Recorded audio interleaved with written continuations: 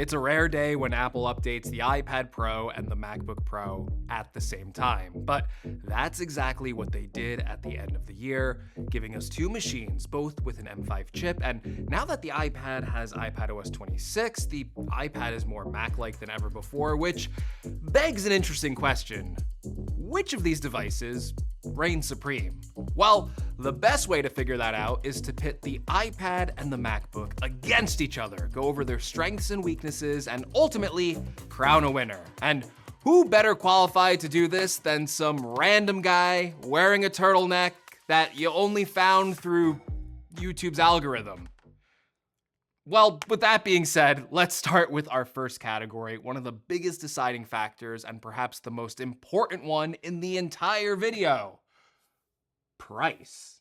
Now, at first glance, if you take a trip to Apple's website to compare prices, well, you're going to see that the iPad Pro is cheaper than the MacBook Pro by a fair amount. The 11-inch version starts at $1,000, but to be fair, if you want a true laptop replacement, you'll probably want to go with the 13-inch version, which more closely matches the laptop form factor of the MacBook Pro. But that extra 2 inches raises the price a lot. $300 more to be exact. Still, $1,300 for an iPad Pro is still $300 less expensive than the MacBook Pro, thus giving the iPad Pro a win.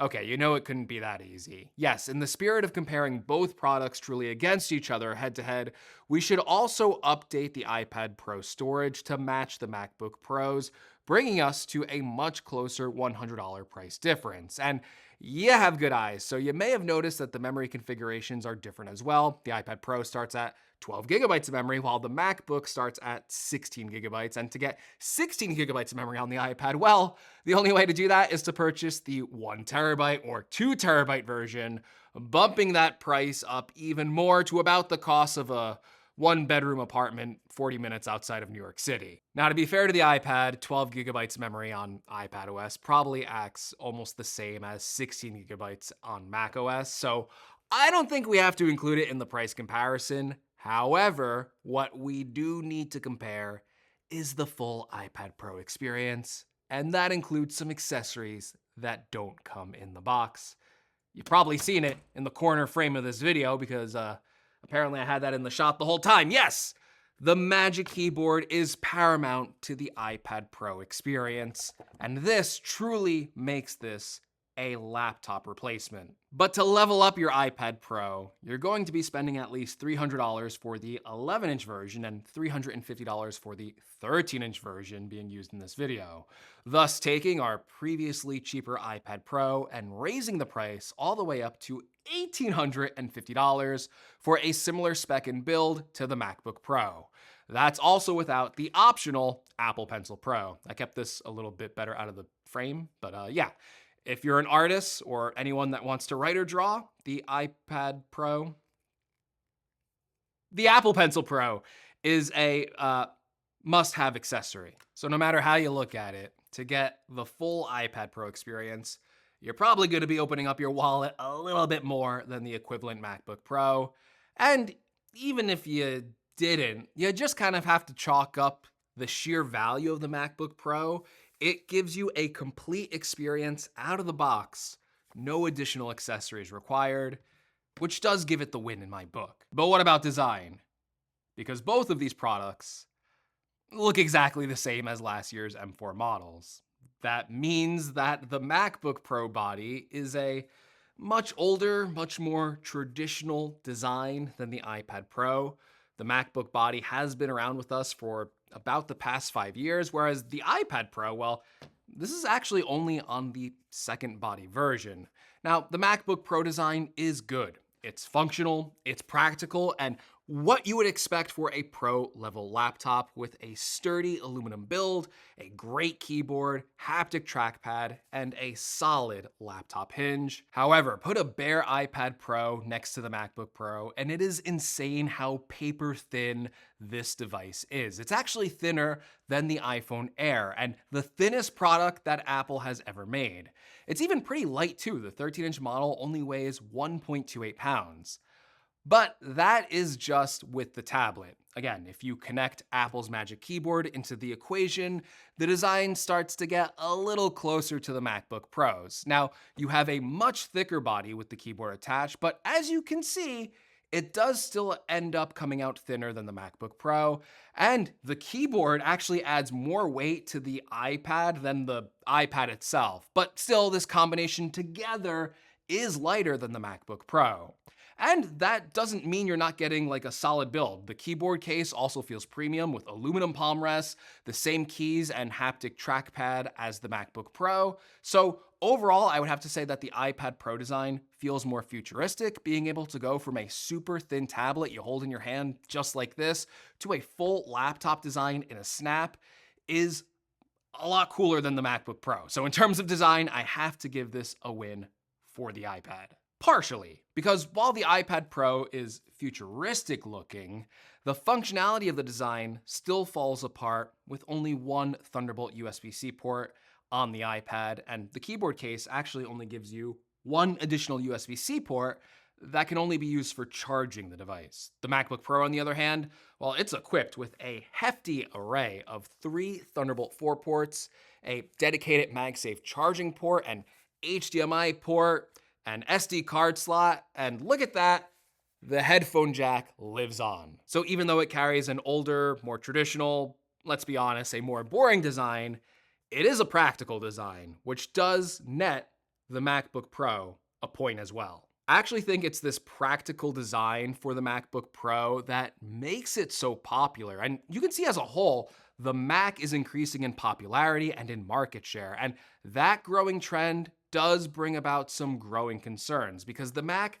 has a much more open operating system, which unfortunately means greater threats from online tracking and malware, which is why I rely on Moonlock to protect my Mac. One of the Mac's greatest strengths is how open it is. I know I use it to download apps and files not just from the App Store, but from other websites. But that also means that bad actors can hide malware in those files. Even simple tasks that seem harmless, like clicking a link in an email, could lead to disaster. Moonlock helps me stay safe with a malware scanner that lets me see malware already on my Mac and real-time protection that can act right away if I click a bad link. And if I did, well, Moonlock can quarantine that malware so it can't harm my system. And just how I love macOS for being easy to use, Moonlock has a simplified UI that lets you use all of its powerful tools without getting in the way and makes features like malware scanning, VPN access, and real-time protection easy to understand and use while explaining easy steps you can take to make your Mac more secure, which is really helpful to new and existing users. I also love the network inspection feature, letting me block direct online connections for regions that pose a cybersecurity risk, and the built-in VPN can encrypt your internet traffic, hiding your location while protecting your data from hackers and even your internet service provider. And you can see just for yourself how easy it is to secure your Mac with Moonlock by trying Moonlock for 7 days free, and then use my code GregMoon for 10% off your purchase. And thank you to Moonlock for sponsoring this video. Now let's look at displays, because the MacBook Pro has one of my favorites with its mini LED ProMotion display. You get a display that delivers fast and smooth 120 Hz, excellent black levels, high contrast, great HDR, and Apple has packed in even more enhancements like a full 1000 nits of screen brightness. I've been using this display as one of my main ways to interact with the Mac since its redesign in 2021, and it still looks great 5 years later. It also has one advantage over the iPad Pro, and it is a bigger display, which means more room for multitasking and for watching video. But that's where the benefits end, because the iPad Pro takes it one step further. Actually, 2 steps further. First of all, the iPad Pro has a tandem OLED display, which basically stacks 2 OLED panels on top of each other, letting the iPad Pro get brighter than just what one single OLED panel would provide, which actually lets it match the MacBook Pro's full 1000 nits of screen brightness. On top of that, it has all the advantages of a traditional OLED display, with perfect black levels, infinite contrast, superior viewing angles, and a faster response time, which makes the same 120 Hz screen appear even smoother. Not only is the iPad Pro screen better in nearly every way that counts, but it can also do something you can't do on the Mac. You can touch the screen, giving you multiple ways to control the iPad, whether it's using it as a tablet or with a trackpad and keyboard, making it a much more versatile device than the MacBook Pro. So not only is the iPad Pro display more advanced, but you can actually use the display. Like, I know we mentioned the Apple Pencil before, but you can actually draw and write on the iPad Pro. So if you're an artist, you get a whole new use case for this device, something you literally cannot do on the MacBook Pro, which is why I think the iPad Pro for this category deserves a little bonus half point as well. So I'm giving it a 1.5 point for this part. What, you say I can't do that? Well, too bad. It's my video. I make the rules here, and I speak through your speakers. Okay, that was an awful transition, but yes, let's talk about speakers because that's an important buying decision when buying a device as well. And the iPad Pro, for how thin it is, actually has a really impressive 4-speaker setup that provides a very nice, satisfying full sound that has no right being as good as it does. It gets very loud, has a good balance of clarity and bass, and you can hold it in landscape or portrait mode and the audio will sound exactly the same. But as impressive as the iPad Pro speakers are, they don't stand a chance against the 6-speaker system found in the MacBook Pro. It gets much louder than the iPad Pro and can actually fill a room with sound.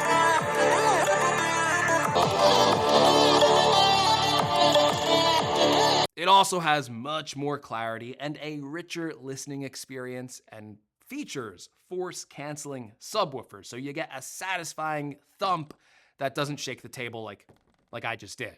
The MacBook Pro also has so much more room inside of the device, so the acoustics are a lot better, and again, it can pack in a much bigger sound system than this thin device can, so the MacBook Pro is just better for sound. It sounds really good. Okay, let's move on. What about cameras? We all want to look good on camera, especially me, right? So what has a better camera? The iPad Pro or the MacBook Pro? Well, they tie here, right? Because they both have the same center stage front-facing webcam that can follow you and track your movements for a dynamic shot, and they look pretty much exactly the same. And the iPad Pro, even like last year, has the camera now in the landscape orientation, so no more awkward angles when you're taking a call from the keyboard case. So this category is a tie. Oh, wait a minute. The iPad Pro has a camera on the back, and it's a 12 megapixel rear camera. It also has a LiDAR scanner. Yeah, the MacBook Pro has nothing on the back. So even if, the iPad Pro doesn't have the best rear camera, well, at least you can use it for scanning documents, taking pictures, or showing the other end of a FaceTime call. You can actually show people things and hold the iPad. Let's just say it simply. 2 cameras is better than 1. So the iPad Pro wins this category. I didn't forget about the rear camera on the iPad Pro. That would be amateur hour over here. And this is a professional gig. Very, very professional. This is a real set. It's not green screen. It's not green screen. That's a real box. And then there's authentication, Touch ID versus Face ID. Now, I don't want to go on and on about this because I much prefer the Face ID experience on the iPad Pro. I find it's much easier to unlock your iPad, especially when it's docked to the keyboard, because it just automatically unlocks when it sees your face. Whereas with the MacBook Pro, of course, every time you want to unlock it, you have to put your finger on the Touch ID sensor. So I find Face ID ultimately easier and better. So I'm going to give it the win. Okay, by far the most interesting thing about both of these products is that the iPad Pro and the MacBook Pro both share the same M5 chip. That's right. The thinnest product that Apple has ever made technically has the same raw horsepower inside of it as the thicker, beefier MacBook Pro. But like all things in life, There are a few gotchas. First of all, the 256 and 512 gigabyte version of the iPad Pro come with a weaker 9-core CPU, making it up to 15% weaker in multi-core CPU performance. As noted before, this version also comes with 12 gigabytes of memory instead of 16 gigabytes. To get the full 10-core CPU with 16 gigabytes memory, you need to buy the more expensive 1 terabyte or 2 terabyte model, which is something you don't have to do on the MacBook Pro, as all models come with a 10-core CPU, and the base model comes with 16 gigabytes of memory. And as remarkable as the iPad Pro is with that thin design with that raw M5 horsepower, it also means there's not that much room for any sort of active cooling, which the MacBook Pro does gain with a single fan, which can cool the M5 chip for heavier sustained workloads, leading to better long-term sustained performance. Even though they have the same M5 chip, the MacBook Pro's default configuration is less expensive, comes with more punch, and performs better for sustained workloads, which actually makes it a win in the performance category despite it having the same exact chip. There's also another benefit the bulkier design gives you. It gives you a lot more room for a bigger battery. The M5 MacBook Pro is powered by a 72.4 watt hour battery that gives you up to 24 hours of continuous video playback, which ties the 16-inch MacBook Pro as the longest battery life ever in a MacBook.